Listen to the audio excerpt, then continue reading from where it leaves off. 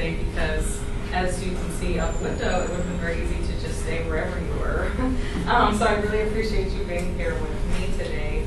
And I think it's kind of interesting that we're talking about resilience, but resilience around kind of a dreary topic, which is the job search on this dreary Monday. So I wanted to start off by hearing from you guys. I just want you to tell me a couple of adjectives you would use to describe the job search. Frustrating. Frustrating. Time-consuming. Hard work. Long, hard work. Lonely. Lonely. Oh, scary. Scary. So none of these sound like positive things for me, which is unfortunate.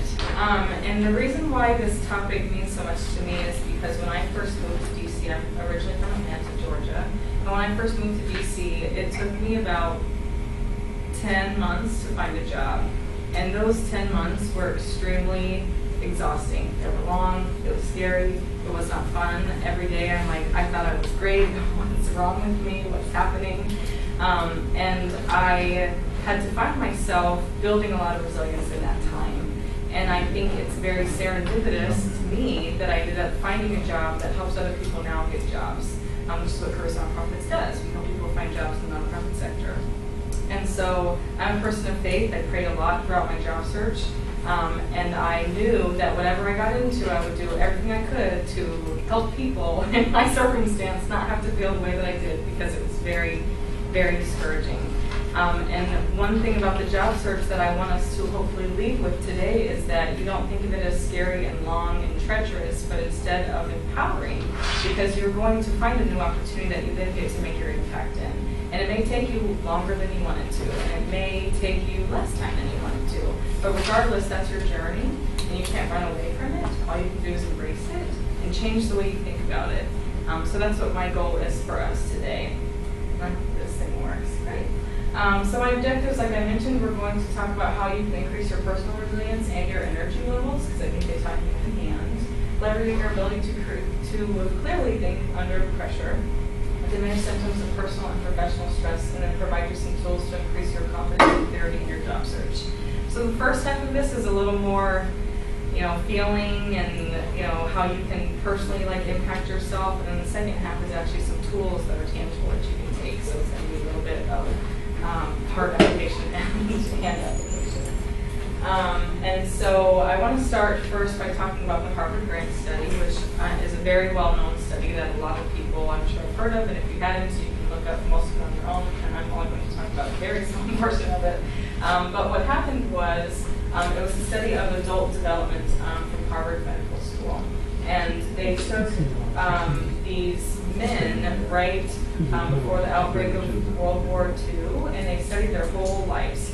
And they literally just picked this large group of people, and they studied them from that point until they died. And they found a lot of different information that's helped us with a lot of different medical research and psychological research. But one of the points that they took out of that too was that the people who lived the longest were the ones that were the most optimistic. And that's the piece that I held on to from the study that I'm going to share with y'all today, is that it's hard to be optimistic sometimes. And there are even times I consider myself an unrelenting optimist, and people will judge me for that. They'll say, oh, whatever, life's always rainbows and sunshine for you, and that's not true. That's just what I choose to believe. Because it rains on my Mondays as well, but I just choose to have a good attitude about it, because why be irritated if you're already in the rain? That just makes it worse, in my opinion. So I want to prove and to show you guys that your choice to be optimistic is one that you do have power over, even when it feels really hard. And that it ultimately not only impacts you in your job search, but theoretically in your life and in your health, and far beyond just this chapter of what you're going through. So what is resilience? The definition is the capacity to prepare for, recover from, and adapt in the face of stress, challenge, and adversity. You can learn to build your resistance capacity and sustain your energy. So it's something that I do believe some people are just born with a natural disposition of higher resilience or higher optimism. But it is also something that you can continue to hone and you can continue to enhance should you want to. The types of resilience are mental, emotional, and physical. while physical is important, I'm not talking about that today, but obviously being able to push your body through things is a thing as well. But today we're going to be talking about the mind and spirit and how you can be more resilient in that way. So this is a clip or a blurb from one of my favorite authors and leaders. His name is Simon Sinek. If any of you guys have heard the TED Talk, What's Your Why? He is the author and founder of that. And I just really value him as a speaker. And he is coming out with a new book. I don't think it's out just yet, but it's called Infinite Game. And when I read this blurb, which I'm going to read to you guys, if you just substitute every time it says company for yourself, I think it could prove really valuable. So it says, a company built for resilience is a company that is structured to last forever.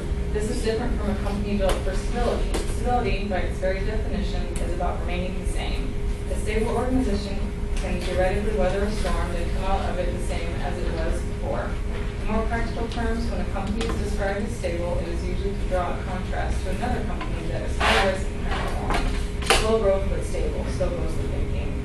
But a company built for stability still fails to understand the nature of the infinite game, for it is likely still not prepared for the unpredictable, for the new technology, new competitor, market shift, or world events that can, in an instant, derail their strategy. An infinite-minded leader does not simply want to build a company that can weather change, but one that can be transformed by it. They want to build a company that embraces surprises and adapts with them. Resilient companies may come out the other end of upheaval entirely different from when they went in, and are often grateful for the transformation. And the point of the infinite game is that life, there's no you win. It's all a constant game that we're playing. And so what we want to be able to do is have more wins than losses in our time in this infinite game. And that's what he's talking about companies, but I think really to us too. We want to be able to weather the storm because the storms will come. No matter if we have everything played out perfectly, we will still get flash flood mornings, even though we didn't expect it to. And so the point is being able to allow those things to happen to you and not be, so firm in your one standing that you can't be okay at the end of it. But being a little more flexible, being adaptable, being able to be transformed by the things that you go through instead of the other way around. Also, I just want to mention, if you guys have any questions or comments or concerns at any point, please do stop me. But if you don't, that's great too. So why resilience? Again, I told you my personal reason why I like to talk about this topic. But I think for everybody, life throws a lot of things at you. In your personal life, your professional life, all of the above. Like, there's nobody that is not going to experience hardship. And I think, especially when you're job searching, like you all mentioned, it's very easy to feel feelings of discouragement and frustration because you send out 100 resumes, you don't hear back. You were referred by your best friend's mom, and you still didn't hear back. You went in for 4 rounds of interviews, and they didn't accept you with no good reason. And you're just frustrated. It's very frustrating because you feel like you are at the expense of other people. And my challenge for us today is to instead think of it as, well, that one wasn't for me, so what's next? Instead of feeling like we're just at this, the wind break of whatever happens to us, but instead that we kind of take a more empowering step into that job search. So feelings of discouragement and frustration are common. I've been working at careers and nonprofits for almost 3.5 years, and very, very, very, very, very, very rarely have I heard somebody come into our office saying, I love the job search. Almost everybody comes in saying, help me, I need a job, I'm frustrated, I'm discouraged. And I love that we get to be a beacon of hope for people. I love, and that's why I train my team, and that's the type of people that I hire, is that, I understand, I know where you've been. It is not the best. Let's make it better for you. Even if that's just by being kind. We can't guarantee everybody that we'll give them a job, but we can at least guarantee that we'll be nice to you. And not everybody does that. So that's one thing that we try to do different. But when you're in a place of negative thoughts and feelings, it's much more difficult to see the light at the end of the tunnel or a positive way out. And so building your capacity for resilience allows you to remain solution-focused in the midst of change, turmoil, and discomfort. And I'm a big fan of witty, probably lame phrases, but I really believe that, with the light at the end of the tunnel, everybody believes that the light is the illusion, but the light is what's always there. It's the tunnel that's temporary. And so, you say, the light at the end of the tunnel, it's such a common phrase, but legitimately thinking about the fact that like the tunnel will end and the light is always out there. It's just that you're inside of a tunnel at the time. So I, just continuing to be mindful of that. So this is a nice little graphic that I found that I think is important to bring up because our lives, just like our ecosystem and plants and everything, is cyclical. Seasons are cyclical, and so you may be at the top of your prime and everything's great, and then you hit rock bottom and you're like, why is this happening to me? But that's like really the only thing that you can guarantee is going to happen, is that you're going to keep going through those cycles. Your life is going to have summer, fall, spring, winter, all of them, all the time. And obviously, survival is what we would call, so thriving is like summertime. Everybody loves summertime. And then like fall is like when we're surviving, right? When we're adapting is like winter, recovering is spring, but you think about it more of yourself. So when we're in this like survival mode is, let's say, for example, that's when you lost your job. You're very much like, what do I do? How do I pay my bills? How do I tell my family? I don't know what's happening. Food, water, shelter. Like that's what you're thinking at those times. And the goal is to allow yourself to get in all of these phases, because you have to, but to get here as quickly as you can. And so if you're in your survival mode, feel those feelings, allow it to be a reality. This is my new reality. I just got let go from my job. What do I do next? And so then you transition into adapting. So what do I need to change? Well, I guess I'm going to start waking up every day at this time to start applying for jobs. I'm going to call Kimmi because she's got a good network. She's going to help me. Just coming up with ways to adapt. Then you start kind of getting in your groove. Maybe this is when you start getting interviews, or you actually get your first job, you step in the door, and that's when you're recovering. And then thriving, of course, is when you are able to look back at the experience you just went through and say, wow, that was a ride. I'm glad we made it. But again, I want to point out that it will always happen again. And maybe this time it was your job, and the next time it's your kids, or the next time it's your partner, or the next time it's just yourself, your own, dealing with your own feelings and what something that happened to you a long time ago. But these cycles will continue to happen, but as long as you're able to adapt yourself and to build the tools to get yourself through it, you know what to expect. You've been here before, you've been in the tunnel, you know the light's there. And so it's not scary, in theory, the next time around. And I, want to mention too that you can be doing this in multiple different ways at many different times. There can be parts of your life where you're really thriving, but other parts where you're really not. And that's okay. So it's not, one hard this is you at one time, but just knowing that like everything you go through is it's a cycle at the end. So some basic foundations whenever you hit a roadblock, whenever you're feeling frustrated, you're like, how do I get to this optimistic place? It's easy for me to say I've been at CMP for 3.5 years. But that doesn't mean that every day, like I said, for me is, rainbows and sunshine.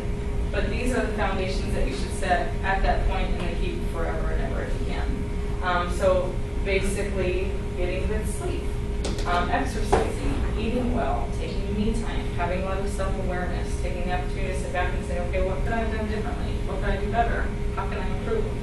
Nobody's perfect, and I don't think any of us really want to be. So, evaluating how you can be your best self, so that way every time you go into a new circumstance, you're able to show up as that best self.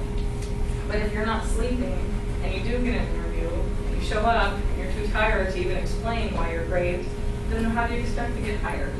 And so just the basic, simple parts of taking care of yourself can be very easy to overlook. You can want to I know for me, I just love ice cream. I want to just eat ice cream all the time. But ice cream isn't making me better, stronger, faster. It's making me all the opposite things. So I need to spend more time eating spinach and protein. And these sound like silly things, but it's the first thing that goes out the window when you're feeling overwhelmed, is taking care of yourself, unfortunately. Especially if you have a family, you're thinking about them, you're thinking about your loved ones, you're not thinking about you. When in reality, you can't pour from an empty cup, so you have to take care of yourself. Yes? One thing I've dealt with is not having a set schedule, I'm so used to a schedule, and I felt kind of this, not sure what I should be doing. Is that something we can address? What? Definitely. It's something that happens often. And what I find a lot of people end up doing as a solution is creating a schedule. You know, they still wake up every day at 8 o'clock, they get, take their shower, do their workout, go sit at their home desk and apply for jobs for a couple hours, and then, just trying to find more structure into their routine. And I, had a similar experience. Like, well, I could sleep all day. What am I getting up for? But reminding yourself that you are so much more than just that job. And there's so much more that you can do with your life. There is so much volunteer opportunities. There's so many networks to be built. There's opportunities like this that you can come to. There are people that you can help. And so I think it's very easy to feel so discouraged, especially in a place like DC, which no offense to the city, I love this city, but every person who meets is like, hi, I'm Kimmi, what do you do? Everybody wants to know what your profession is instead of anything else. And so when you ask me, what's a hobby of mine, for a second, I'm like, what is a hobby of mine? I don't know. Because nobody asks you that anymore. They just ask what your job is. And you get so, good at having your elevator pitch and being able to explain what you do in 12 seconds. And those things are great, but not forgetting that you're a whole person and your job is a fraction of who you are. And so I think the sooner that you can remind yourself that I have value no matter what. I have value no matter if I have this job that was my dream job or not. I can bring value in anything that I do. And that's, again, a hard place to get to when you're feeling at rock bottom. It's very hard to wake up and be like, I'm valuable, but I have nothing to do today. But it's just one of those things that when you are in your thriving point, when you are in the place where you can remind yourself of that, making notes in your journal, writing on your mirror, whatever it is that is helpful to you, so that way when you do get back to those points, you're like, no, wait, I'm in control here, and I'm amazing, and I'm valuable, and just because this terrible thing is happening to me right now does not take away from the value that I add as a human being. But that is a very common thing. It's very, very common. And so, my best recommendation when people are really struggling in that way is finding a thing. So volunteering in any capacity. I'm sure most of you have heard of Idealist. While they do have jobs, they also have a completely just volunteer portal. And you can find real actual jobs that don't necessarily pay, but they're for volunteer organizations. And you can be, I think similarly to like 40 Plus, where you can hold a position and you can be the, programs director or the development director, and so you're still getting experience, you're still making an impact, you're still building a network, you're still doing all those things while you're searching for whatever that next opportunity is. And I always encourage people to do that. But also there's a lot of people in DC that need home help. So maybe you don't want to volunteer that way, but you could be a nanny, or you could help walk people's dogs. And no, that's not what you want to do forever, because you love dogs. So at least in the meantime, it makes you joyful every day. Just finding other ways to be, to find value in your day and do things that make you happy and fill you up, even though you know it's temporary, but just for that period of time. Any other questions or thoughts or comments at this point? Yes? Kimmi, I'm just wondering, what are some of the things that the participants here are doing to build their resilience? Can we anyone want to share something that they're doing? I'm in 40 Plus. Good answer. Great answer. Yeah. So my hobby is to collect inspirational quotes. I've been doing this since college. One of the reasons I'm in the job search now is because I'm a contract attorney and basically working as a contractor is my main possibility due to chronic pain and chronic illness. So I started with creatively inspiration for pain as a way of not only reaching out to fellow patients, but also actually myself. I love something that I enjoy doing. And I love that the whole time you're telling us about it, you just have this huge smile on your face. So It's brought me so really much love. joy. Like I started in April and it really has brought me so much joy. That's so great.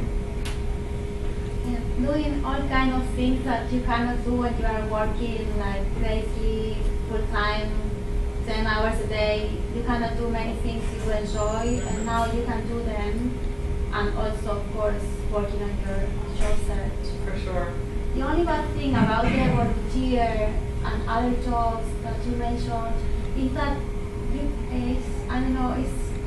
cannot add them in your CV. Like volunteer, it goes to the end. It's not real experience. It's very hard to sell that. So I would challenge you with that because I disagree. And when somebody comes to me as a job seeker saying, I've been volunteering the past 2.5 years as an executive director of this volunteer organization, but I can't put that on a resume. Why can't you? It's a global experience. And just because you didn't get compensated for it has nothing to do with your experience. And I think, that's one thing we get so caught on what a resume must be this, and that, and it's just not the case, really. And I think a hiring manager finds it much more valuable that you did spend the last 2.5 years volunteering your time being executive director of this organization than assuming that you didn't do anything that you said to leave it off of your resume just because you didn't get paid. And so I would encourage you that if you did have volunteer experience, you put it on as if it was a job, because it was for you at that time. And that experience aids into what you're going to do next, because you would go into your next job applying the experience you just gained from that volunteer opportunity. And so if that builds into who you're going to be as a professional, you should absolutely add it. I also would like to add something to that. I have volunteered several times in my life, and as you said, it's not only something that helps me to go through those times, but even when I have a full-time job, I have volunteered, and I find it very rewarding personally. If I choose whatever the cause is, if I choose the one that I like, right? And many times I have no add that to my resume because maybe it's not pertinent to the type of position that I'm applying for. But it's about the skills that you gain, even that you are not volunteering at an organization that is totally related to your field of study or work experience.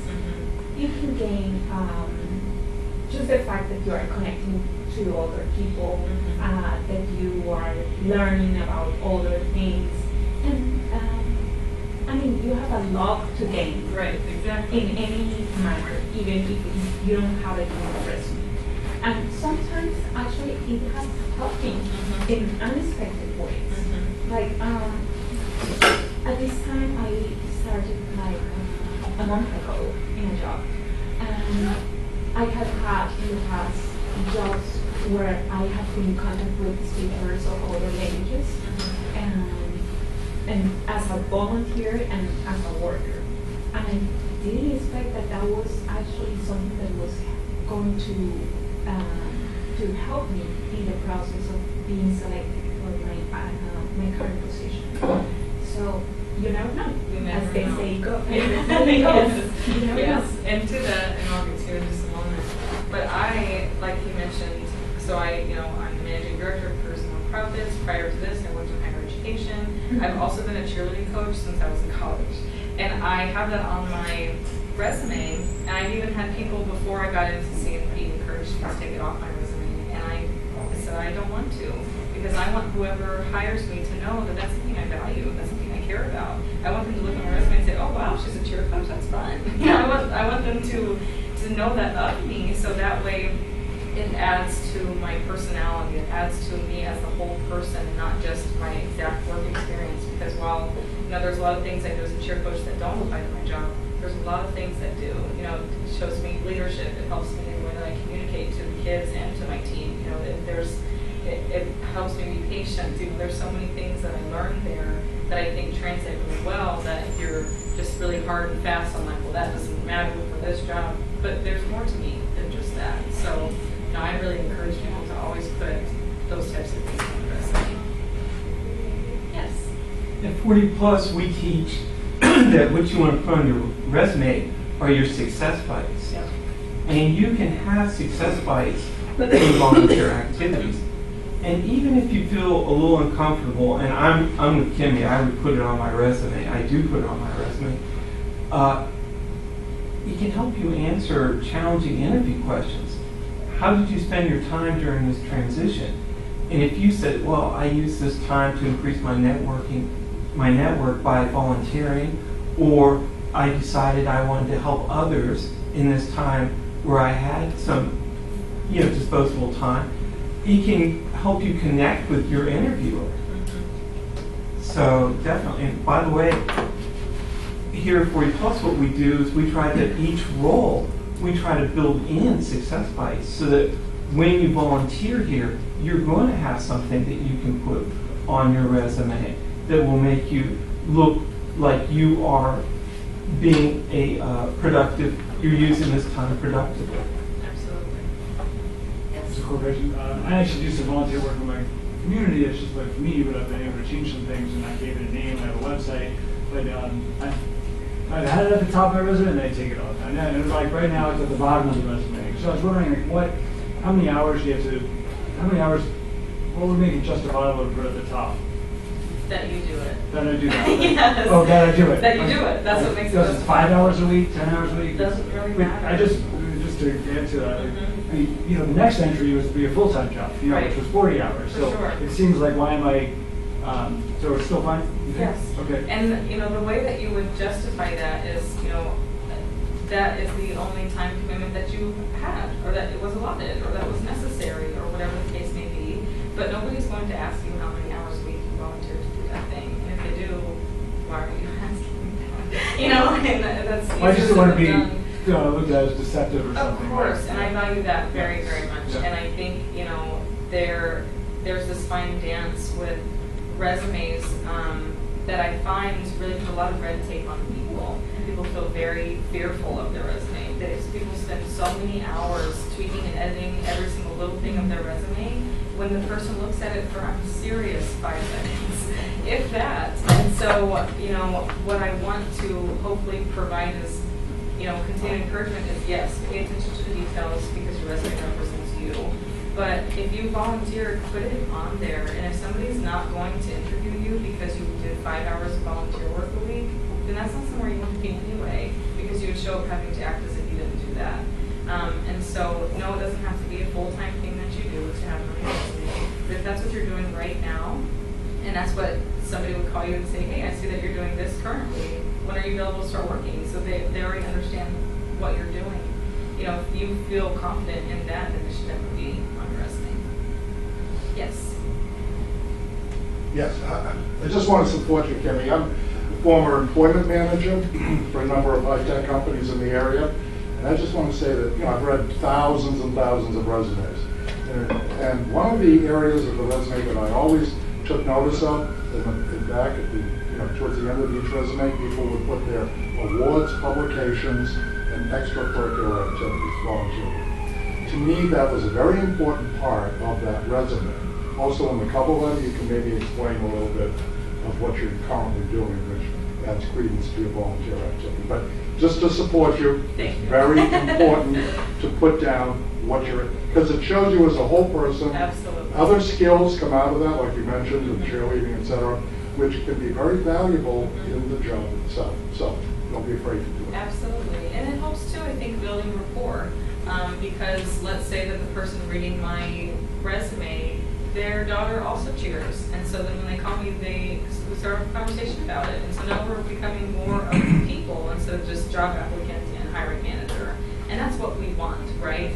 We don't just want a job interview. We don't just want a job. We want to be valued as a human. We want to work somewhere that we love. We want to do something that's meaningful. We want to feel like we're giving back and our heart is full. Well, also making money, those are great things too. But we don't want to just be a peg in the system. And so the sooner that we can get to building a relationship with the person looking at our resume, the more satisfied and fulfilled we'll be. And hopefully the sooner we'll determine if that's something we want to be doing or not. So thank you for that. Anybody else? I love all the questions. So self-awareness. In my opinion, one of the most important parts of all of this is being very self-aware, and it's hard. Mostly because when we are feeling down and discouraged, we aren't being self-aware, we're being mean to And so we'll say, I am bad at this, and I'm not good at that, and clearly this isn't my strength, and all these things, and that's not what I'm encouraging people to do. But one of the best ways to stop feeling so drained of your own energy is to be self-aware, pour back into yourself. So we want to identify the unnecessary energy expenditures, which are the things that are making us feel sad and discouraged. In some ways that we can do that, this is still like if we're in survival mode, it's like just stopping for a second and taking slow and deep breaths. Seems easy, but you'd be surprised once people start paying attention to the breath, how quickly they're actually breathing and not really inhaling and exhaling. Going for a walk, obviously today's not the perfect day for a walk, but you can always go for a walk in the shopping mall. Find your local church and just walk around the church. There are other ways, to go for a walk than just outside. Talk to a loved one. That's one of my favorite things to do. I would encourage you not to utilize that time to just vent about how frustrated you are, but instead to really listen. Because that's what you're looking to do, right? You want to be engaging, and that's why you're frustrated. So instead of just going to venting more and more about how you feel this way, instead say, how are you today? What's going on with you? Always brings back to people. Like I said, I'm a spiritual person, so I put meditate and pray. If that's not your thing, that's fine. If it is your thing, I definitely encourage it all the time.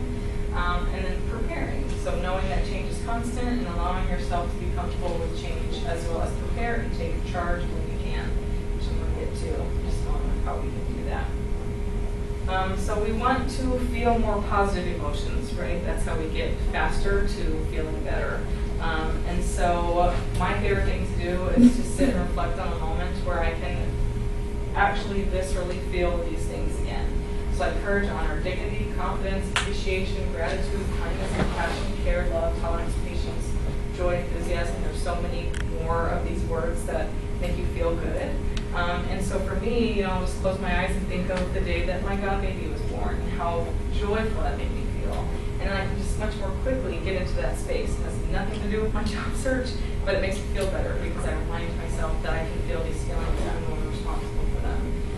And so really just closing your eyes and thinking of the time where you felt one of these positive emotions or any positive emotion, your wedding day, the birth of your kid, it's really succeeding at a project, winning that national championship, even if it was a long, long time ago, whatever it is that fills you with these positive emotions, to remind yourself that you can feel these things despite whatever you're feeling at the current moment. Because I'm here to remind you that whatever you're feeling is just that. They're just feelings. And you're still the whole person. And the feelings will come and go. And that's one thing we're really blessed with as humans, that we get to feel a wide variety of feelings. Blessing and curse sometimes, but I choose to see it as a blessing because we're the only creature that gets to do that. We get to experience the highest of the highs and most of the lows. And so being able to understand, like, yes, I'm feeling this thing, which is still, I'm so fortunate that I'm feeling because it makes me so here, right? But knowing that you'll feel good feelings again because you have felt them before. So now I'm going to talk on a little more practical level of how you can move forward in your job search now that you've hopefully been able to armor up your emotions and your mindset, because to me that's the hardest part, is to get back to I'm amazing and I can do this. In fact, when I gave this talk the last time, one of the people in the audience, they talked about the power pose. If you stand in the mirror with your power pose, whatever it is that makes you feel better, which I would encourage everybody to do also. But getting yourself from the place of, wow, everything is terrible, what do I do? This is when this becomes practical, after that. So the first step is truly, feeling joyful, feeling fulfilled, not feeling discouraged, not feeling scared, not feeling anything except hopeful for what can happen. And all those things can still exist. You can still be frustrated, you can still be discouraged, you can still know that you're really disappointed in the fact that you don't have that job or that you didn't get that one you just interviewed for, but feeling hopeful nonetheless. And knowing that regardless of that circumstance, there are better days ahead and you will experience them. That's when the career mapping comes into place. So career mapping comes from a book that our founder, Careers Nonprofits founder, Nurse Erica Pedersen, wrote called Make Your Mark. And she has been doing nonprofit staffing for over 20 years. She started in New York with another company, and then after some time she realized that things need to be done differently. So that's why she founded Careers Nonprofits about 13 years ago. to not just help people get jobs, but help people feel better while doing it, find jobs that they love and that they really value. And so career mapping really, it's, you know, the smart nonprofit professional guide to career mapping, but it doesn't have to, you don't have to be a nonprofit professional for this to apply to. We just look at exclusively with nonprofits, but this can work for anybody. And so what is a career map? It is basically where you take the time to determine what you want in your life. You know, I want to be the president. And then literally rewinding back every step of what do I need to be doing today to be that person. And she does this whole career mapping workshop in like a 2-hour series, so obviously you guys are getting a very short clip of what that looks like. The next time it comes out, I would encourage you guys to take a look at our website, and if you want to attend, you can comp your attendance to that. So just remind you. But why is it important to have one is because if you don't have a blueprint, you don't know what you're doing. If you don't have a map, you don't know where you're going. If I decided today to leave here and drive to Los Angeles without any GPS or map, I would probably never make it. And the same goes true with your life. If you aren't being intentional with what you do and being intentional with how you do it, you're going to just end up one day saying, how did I get here? And sometimes we end up in a place we really love and we're okay with it, and that is great. But sometimes we end up in a place that we don't love, and we need to realize the power that we have in that journey. So how do you create one? You just start. When do you start? Today, immediately, whenever you want. What elements should you include? They are things like your goals, what you want to do, how you want to get there, what you've done already. So for example, if I want to, like I said, be the president, because I just came to it quickly, I could say, you know, I'm not the president right now, but as managing director, what can I do in this role that helps set me up to be the president? So I can make sure I'm doing more, you know, public speaking, because as the president, you need to speak a lot. I can make sure that I am diplomatic. I don't know. Think of the skills that you need in order to be that thing that it is that you want. And then set tiny goals in between that. So let's say that my goal is to be president in 10 years. And so then what do I want to be doing in 5 years? I want to make sure that I'm vice president. I don't know. I'm making this up. And so what things do I need to do, rewinding back to 5 years, and then what I need to be doing in 3 years, what I want to be doing in 1 year. Making sure that all those things align. And it's okay if you don't hit every mark all the time, because you'll revisit this career map all the time. And I would encourage you, I revisit mine like every quarter, so every 3 months of the year. Because sometimes your desires change. Sometimes you thought you want to be the president and then you don't want to anymore. You want to be, I don't know, you can be anything. And so it's important for you to take personal inventory all the time so that you know where you want to go and when you want to go there. So that answers the last 2 questions. How can you revisit it as frequently as you want? So creating your projected career path, if you know what you want, you need to have an ideal job title, alternative job titles, responsibilities desired, your salary that's desired. And I really want to talk about that for a second, because I think that a lot of people feel really, especially in nonprofits, I don't know how many of you work in nonprofits. How many of you work in nonprofits? Cool. Especially people who work in nonprofits feel very guilty about desiring money for some reason. And that's a societal thing that's very common, that people are just like, well, I'll take whatever I can. I'm flexible. But it's okay to say, you know, in order to live the life that I desire, I would like this salary. And so I think it's really important for people to not feel as if they can't claim that number too.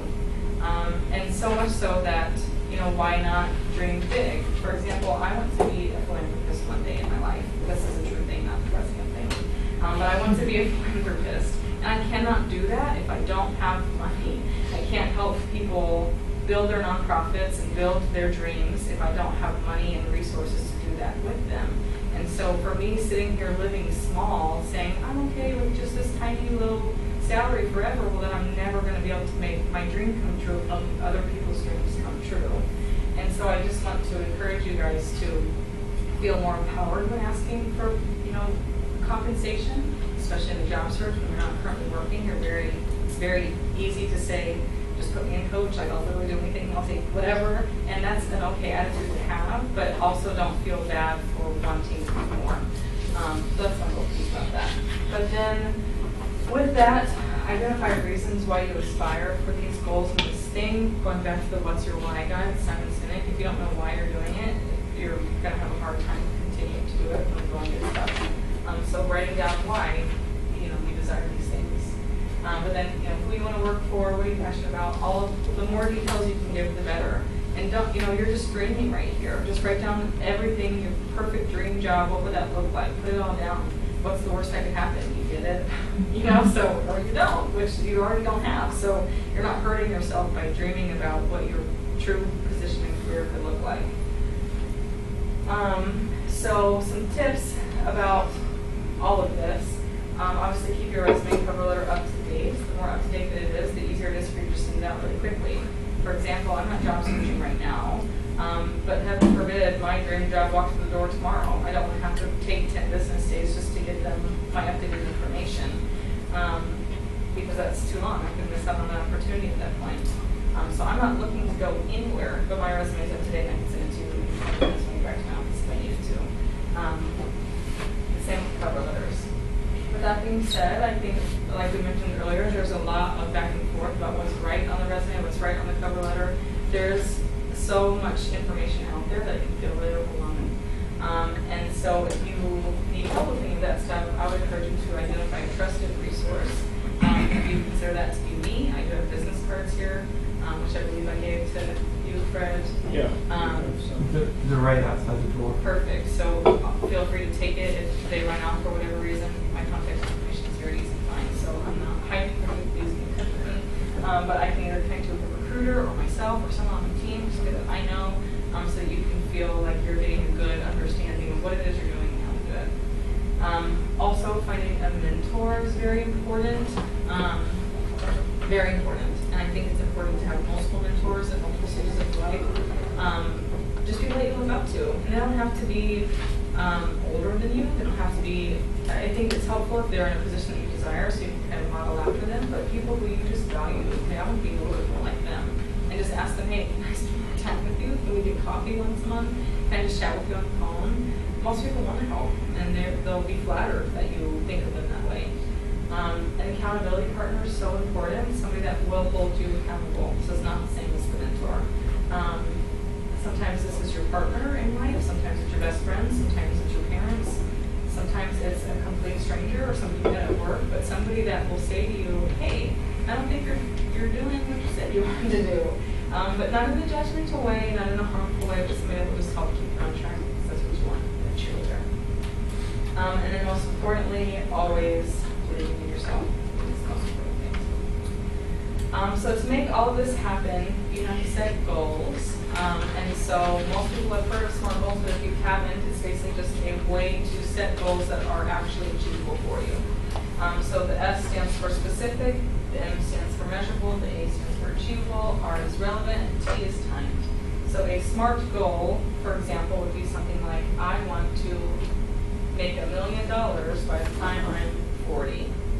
And so that is specific, that is measurable, it hopefully could be achievable, it's relevant, and it has a time.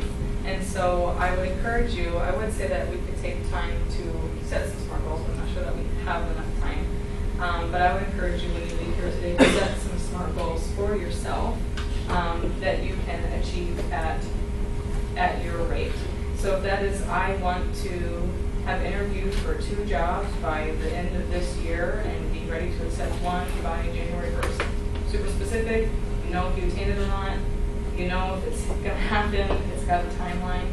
And it can be, SMART goals even for your personal life. Sometimes people have losing weight. I'm going to lose 10 pounds by the end of August. Just making sure that there's always a timeline, it's very specific, but not hesitating to say what it is that you really want.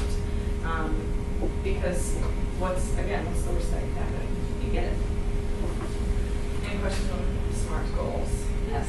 Yeah, could you elaborate a bit on the A? I think that's the most challenging one, is the achievable. So, because that has a kind of an environmental and multi-relationship issue Definitely. that you may not know what's Definitely. achievable. So how Right. do you work on that? That is a very good question, and I think that it doesn't have a hard and fast answer.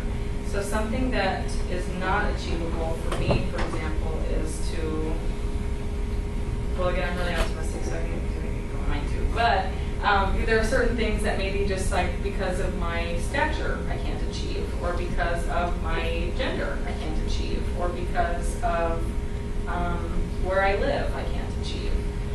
So I think that as long as you're practical in that way, that's what it's talking about. So with achievable, it should be something that you desire, and believing that you have the ability to achieve it. So if that is to get a new job by 2020, that's totally achievable. Like there's nothing blocking you from it except maybe other people's opinions, but you can overcome those things. You can navigate, you can career map, you can, network in different ways. You can move to another city. You can look at a new sector. Like there's a lot of ways that you can divert your plans to get that job by 2020. But there's nothing literally stopping you from doing that, if that makes sense. Mm-hmm. So I think, again, that's a hard one for me to answer because I do feel very optimistic, and I believe that anything is possible if you put your mind to it, which I know is crazy. But I do believe that anything is possible with the right attitude and with the right work ethic.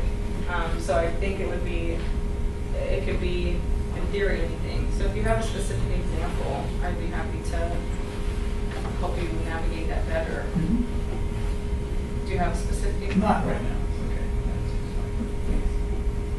Can I ask a question about, going back to your talking before about dealing with the transition period, and you mentioned dog walking as just an example, and that resonated with me because I was looking at part-time jobs just to fill some time. But gosh, I'd love to do that like at lunchtime. But then I would be a dog walker, and in Washington, people would say, "Well, what do you do?" And I wouldn't want to be, that would be my identity. So I kind of struggled with that. Is there a way around that? Do you have to go keep it secret that you're doing a job that's below your previous job? Well, I think that, it's an interesting question because you say I'm a dog walker as if it's a bad thing. And I understand what you mean because I understand that you're saying, maybe I was this before and now I'm just walking dogs. But if you love it and you're walking dogs and you're excited about it and you meet somebody and you say, yeah, I'm walking dogs right now, they're going to be like, that's cool, I have a dog. Can you walk my dog? And then you become the best dog walker in the city. And so I think it's a lot of our own energy that we attach to these things. We're like, well, because I nannied while I was job searching. And I did the same thing. I was like, well, I'm just a nanny. But to that family, I was much more than just a nanny. But like colleagues from, the previous profession that you want to get back to. Right. How do you? I would say that you could let them know that you're still on the hunt for the right opportunity, and in the meantime, you've been walking dogs. Yeah, I know I'd be jealous if they can't walk dogs. right. And you say, here's the cutest pup I just walked this afternoon, and you can really make it more of something that you're proud of instead of ashamed of, because there's no reason to be ashamed of that. And I think we create those barriers for ourselves. We put those limitations in that shame on ourselves, when in reality, most of the time, the person listening, not that they don't care, but they don't care. They're not thinking, oh, wow, she's just a nanny. Nobody's thinking that with me. And so I think oftentimes we are our own, worst critics. We are the hardest on ourselves. But if you're loving what you're doing, once I got out of my own, well, I hate doing this and I would rather have a different job, I realized, well, this family is in need. Their mom is sick and the kids needed help, and I was able to be that for them. I got a lot more pride in it. And do I want to be a nanny forever? No, I don't. But at the time, it was helpful for them, and hopefully I made a good enough impact that those kids will grow up and be like, that nanny was a good one. So I think just like pouring your energy into what you do and reminding yourself that you create value no matter where you go if you choose to.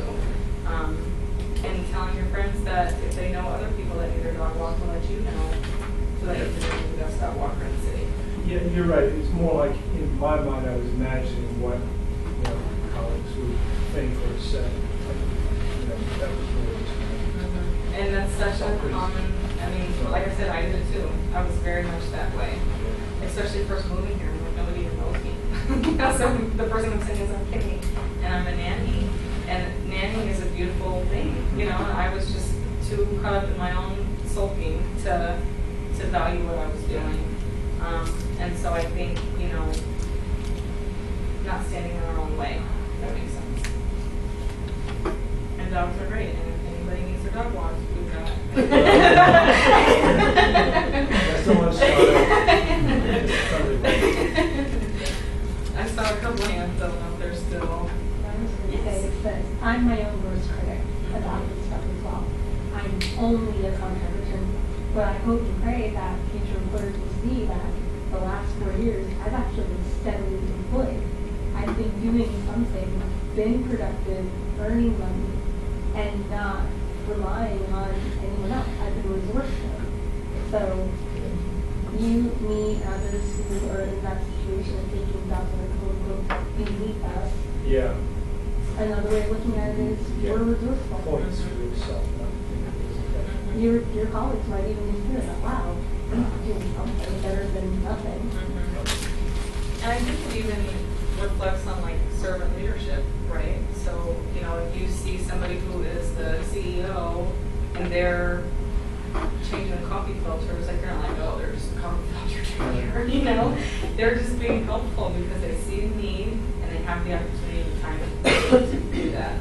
And so I think similarly, we put all this pressure on ourselves that we have to have these titles and call these hats and these things, but it's okay to like cut yourself some slack, and say, I'm going to enjoy this period because I have to be in it anyway. I have to be unemployed right now for some reason anyway, so I might as well enjoy the ride and look back on it and be happy because I did something that made me excited. And so, that's a great way to think about it, and it just goes back to that self-awareness of, why am I feeling this way? Where is this thought coming from? And how can I change that so that it has a different meaning to it? And then it becomes a whole new opportunity instead of a grudge. Building on Fred's thing, we put these limitations on ourselves. You're like, I don't want to be known as a dog walker. Well, this is a true story. My sister graduated with this guy who, he just barely graduated. Just like, instead of being first in the top, he's like maybe first in the bottom. And I remember having a discussion with him one day, and I don't know why he picked me, because I wasn't even in his class. But he said, and I think it has to do with the accountability partner, actually. He said, John, I know people are laughing at me when I tell them what I want to do. And I didn't know what he wanted to do. And I said, well, what do you want to do? He goes, I want to be a trash man. And, I had to bite the inside of my cheeks to keep from smiling. But I said, why do you want to be a garbage man? And he said, John, I'm not an academic student. He said, I don't like academics. But he said, I love working with people. The difference was he had a plan. He didn't want to just be a garbage man. He actually wanted to own his own garbage company. And so he went out, and he was a very personal guy.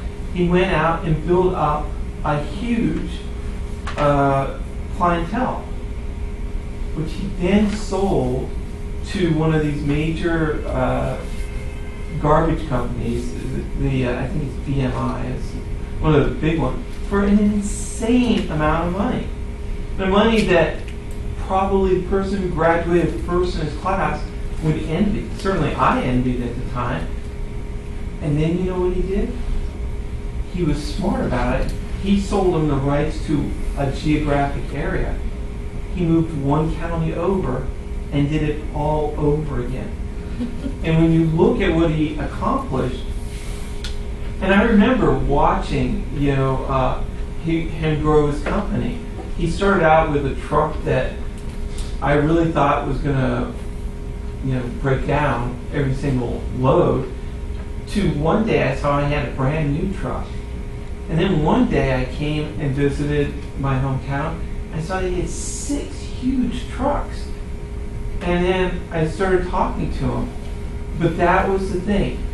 And what I'm going to add to the SMART is I help people set financial goals. I put an M on it, SMART M goals, because I want to know what's your motivation behind the goal. And for him, he wanted to support his family. His family was actually one of the poor families in the town. But not after he sold his business for an insane amount of money. He supported his, like 6 families because he hired his family because he could trust them. And it was a terrible success story. And so, Fred, you could start out being a dog walker, but you could be the best dog walker ever and build a business from it. You can tell people, you want to hire my company because you hire my company, we're going to take care of your dog. We're not going to just walk them. We're going to show love to the animal. They're going to feel good when you're gone. And so you can differentiate yourself and create a huge success. And that's really what life is about. So look at your motivation behind what you're doing. And if the motivation is, hey, I just want to be happy, you can even share that in an interview. Look, when I lost my job, I was in a dark place. I started walking dogs because I knew that put me in a good place. Now you're showing yourself to a prospective hiring manager that you are somebody who is resilient. Why should I hire you? Well, I am resilient. Here's one example. So you can spend anything to make it work for you. Be optimistic, right? I loved your byline in your LinkedIn profile. So can you share it with everyone? The one that just says I'm a living optimist. Yes. Yeah, but it has my job title, and then it just says I'm a living optimist because yes, I want people to be able to identify me through careers in nonprofits, so they can come to do things like this. But I don't want anybody to come across my page and think anything other than the fact that they could be greeted with a smile or optimism. Because I think no matter what happens to us, your ability to adapt and be resilient, like you mentioned, that's what people want. They want to be around other people that make them feel good. They want to work with people that bring life into the office. They want to work with people who have an optimistic disposition because that just it fills you up. When you're around people that make you sad, and people have their time, and that's one thing. But we've all been around somebody that's just hard to be around them. And the sooner that we can identify ourselves as more than that, we have the ability to choose a different attitude. We really do. And it's easier said than done, don't get me wrong. But we have that opportunity, and it can rain on every Monday, but I'm still going to choose to have a smile on my face because whether it's raining or not, I get to decide what's happening inside me. And that's the only thing I have control over. So that's a great point. Yes. Well, I like your profile because I can't quote it exactly. This in my brain. It said she believed she could and she did. Did I get it right? Correct. Yeah, that's what I'm vision goosebumps. So I'm like, so simple, so perfect. And Thank you. So I think you're great. Well, thank you. I appreciate that. And I'm really glad that you guys looked me up before coming here and that enough of you thought that this was a topic that mattered to you.